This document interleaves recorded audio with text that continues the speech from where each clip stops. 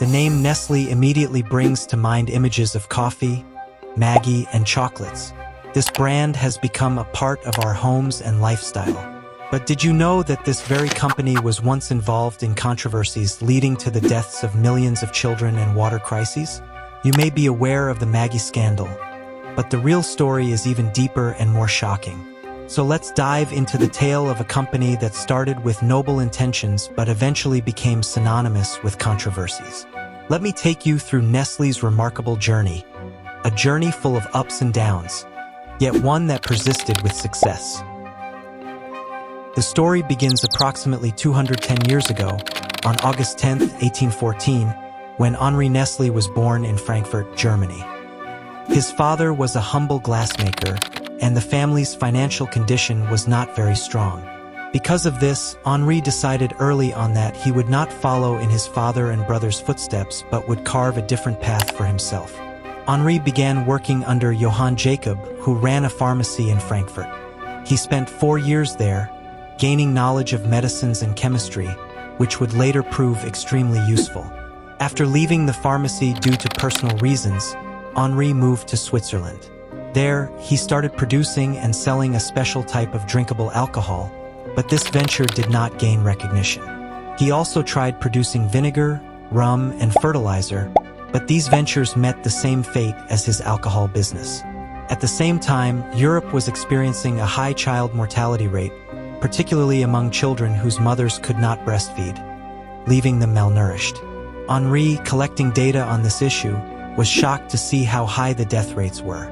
These statistics were especially painful for him, as he himself had never had children. This made him more sensitive to the suffering of other children. After long reflection, Henri resolved to create a milk alternative that could save millions of children's lives. He began researching toddler feeding and experimented with various ideas. Initially, many experiments failed due to lack of resources and funding. However, Henri persevered, raising resources and continuing his work. Finally, in 1867, he developed a formula that could serve as an excellent substitute for mother's milk. This formula combined cow's milk, flour, and sugar. With the help of his friend Jean-Baptiste, a human nutrition scientist, Henri removed starch and acid from the mixture to make it easily digestible for infants. This revolutionary formula was named farine lactée, and Henri established his company, which he named Nestle. Henri's biggest challenge was how to bring this baby formula to people. The market was already wary because Justus von Liebig, a well-known German scientist, had developed an earlier baby formula that lacked essential nutrients, causing children to fall ill. This fear was a major obstacle for Nestle, but fate had other plans. One day, a premature, malnourished baby in critical condition was given farine lactée. Slowly, the baby's health improved and, within days, fully recovered. Doctors were amazed because they had already lost hope. This event marked the beginning of Nestle's golden days, with doctors themselves recommending the product. Initially, the formula was sold only in Switzerland, but demand gradually spread across Europe. To meet the growing demand, Henri had to open a large factory. During this time, he noticed a major problem. People needed fresh milk that could be preserved for longer, as refrigerators had not yet been invented and milk spoiled quickly. To solve this, Nestle introduced condensed milk, heating milk at a specific temperature, thickening it, and adding sugar, allowing it to remain fresh for longer. This innovation benefited millions and further increased Nestle's popularity. Within a few years, Henri had transformed from a small-time entrepreneur into a renowned industrialist in Switzerland. However, as he grew older and remained childless, Henri sold the company to 3 partners in 1875. His dream was for the company to focus on nutrition and health, but the new owners aimed for expansion and diversification. Gradually, Nestle shifted from being solely a children's nutrition company to a global food and beverage giant. In 1905, Nestle merged with its competitor, the Anglo-Swiss company, expanding its reach to the US, UK, Germany, and Italy. By 1912, Nestle entered the Indian market, launching baby foods and several new products. The company was rapidly strengthening its global presence. But World War I had begun. During the war, Europe faced a severe milk shortage, and people increasingly relied on condensed milk. Many governments placed large orders from Nestlé for their soldiers. However, obtaining enough milk remained a challenge. To address this, Nestlé opened several factories in the US, ensuring continuous production. As a result, the company doubled its output during the war and made huge profits. After the war ended, milk supply normalized, creating challenges for Nestlé as it had overproduced. The company now faced financial strain and had to expand its product line to recover. In the 1920s, Nestlé launched various chocolates and powdered beverages. The real revolution came in the 1930s with the introduction of Nescafé, an instant coffee powder that simplified life. Previously, making coffee was labor-intensive, requiring roasting and grinding beans before brewing a cup. Nescafé eliminated this hassle. Just 1 spoon in water or milk, and hot coffee was ready. Nescafé not only changed coffee consumption but also stabilized Nestlé's finances. During World War II, its demand skyrocketed as soldiers needed quick energy. Between 1938 and 1945, Nestlé's total sales reached $125 million, an enormous figure at the time. While Nestlé was thriving globally, entering the Indian market was a challenge. The Indian market was also crucial for Nestlé because it was a huge market where the company could sell more of its products. Initially, the company launched milk powder and baby foods, but most Indians preferred fresh milk and home-cooked food. Packaged and processed foods were uncommon. Nestlé focused on hygiene and nutrition awareness campaigns, convincing people that packaged foods were safe and beneficial. Gradually, Indian families adopted Nestlé products, especially baby foods like Lactogen and Cerelac. By the 1970s, Nestlé diversified into frozen foods, pharmaceuticals, and cosmetics. However, controversies also arose.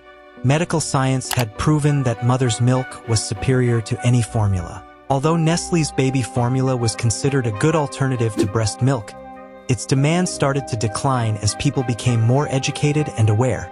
The revenue from baby formula also dropped significantly. Worried about this, Nestlé decided to find a way to make even those mothers, who were perfectly capable of breastfeeding, buy their product. To achieve this, they began advertising their formula in a way that suggested it was even better for babies than a mother's milk. Nestlé didn't stop there. They also started paying doctors to convince mothers that Nestlé's formula was more beneficial than breastfeeding. As a result, many mothers who could have breastfed naturally began shifting to formula feeding, which increased the risk of infections in babies. And friends, Nestlé didn't stop here either. They took their strategy further by launching large-scale campaigns in Africa and Asia. For this, they dressed up their saleswomen as nurses, sending them inside maternity wards to meet new mothers and persuade them to stop breastfeeding and start using Nestlé's formula. For the sake of higher income, these women promoted the product very aggressively. Nestlé also provided these fake nurses with free samples, which they often distributed to mothers. By the time the samples were finished, many mothers' natural milk production had already stopped, leaving them with no choice but to buy Nestlé's expensive product. These women were even referred to as sister mummies. The biggest harm from Nestlé's deception was seen in countries where people didn't even have access to clean drinking water. In such places, mothers began mixing baby formula with contaminated water, which led to diarrhea and many other diseases in infants. Some families even diluted the formula to make it last longer, which meant babies were not getting proper nutrition and often suffered from malnutrition. Ironically, the very problem that Henri Nestlé originally set out to solve, child malnutrition, had now become one of the biggest consequences of the company's misleading formula marketing. It is estimated that millions of infants lost their lives because of these deceptive practices, and this tragedy might have continued unchecked if, in 1973, a magazine called New Internationalist exposed Nestlé's unethical marketing practices. Then, in 1974, the British NGO War on Want published a booklet titled The Baby Killer, which accused Nestle of deliberately creating conditions that discouraged breastfeeding in developing countries. Shortly afterward, the booklet was translated into German and released under the title Nestle Kills Babies. This sparked widespread protests against Nestle. In response, Nestle filed a defamation lawsuit against the publishers in Switzerland. After 2 years of legal battle, the court acquitted Nestle, but interestingly, it fined the publishers 300 Swiss francs, around $400. Although Nestle technically won the case, its reputation was severely damaged. The company faced global protests, and many people even boycotted its products. To repair its image, Nestle launched several projects on a global level, including initiatives for clean water and improved health services. Through these efforts, Nestle attempted to send a message that it was working not only for profit but also to fulfill its social responsibilities. Adhering to the WHO's International Code of Marketing of Breast Milk Substitutes, emphasizing that breast milk was best and formula was just an alternative. In 1983, Nestle launched Maggi noodles, revolutionizing the instant food sector. At that time, the concept of noodles was still quite new in many countries. With its delicious taste and excellent marketing, Maggi quickly became very popular. But in 2015, a huge controversy erupted in India. The government not only banned Maggi but also imposed a fine of 6.4 billion Indian rupees, around 640 crore. Why did the Indian government take such a step? To understand this, we need to look at some events that happened before 2015. For example, in 2013, Nestle was accused of over-extracting groundwater in the Asian country of Pakistan. The company pumped water from the ground, purified it in its factories, and sold it in bottles. As a result, groundwater levels dropped, and people were forced to buy expensive bottled water. But this issue was not limited to Pakistan. Nestle was also criticized for extracting groundwater in places like California and Michigan, where it sold the water in bottled form. Despite the criticism, no major action was taken against the company.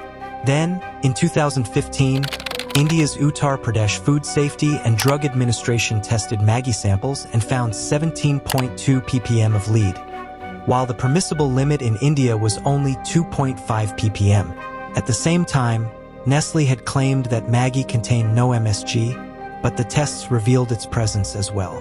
Both lead and MSG are extremely harmful to children's mental development and overall health. And for this reason, the Indian government banned Maggi and took legal action against Nestle, imposing a massive fine of 640 crore rupees. Because of the legal battles, growing protests, and constant criticism, Nestle was forced to recall all of its Maggi noodles from the market, which resulted in a huge loss for the company. However, Nestle did not give up. Since India was such a massive market for business, and because the company also wanted to restore its lost reputation, Nestle decided to make changes to its ingredients. On November 30th, 2015, the company restarted Maggi production at all of its plants in India, ensuring the highest quality standards this time. With these efforts, Maggi gradually made its comeback in the Indian market, and consumers once again began to be attracted to the brand. Through its journey of ups and downs, controversies and challenges, Nestle emerged as one of the world's largest and most trusted companies. Its story is one of courage, perseverance, and reform. Despite difficulties and criticism, Nestle never gave up, turning every challenge into an opportunity and regaining public trust. Nestle's journey teaches us that true success lies in rising after falling, learning from mistakes, and continuously striving to be better. This was Nestle's epic journey filled with struggle, determination, flavor, and controversy. If you found the video informative, don't forget to like the video and subscribe to the channel.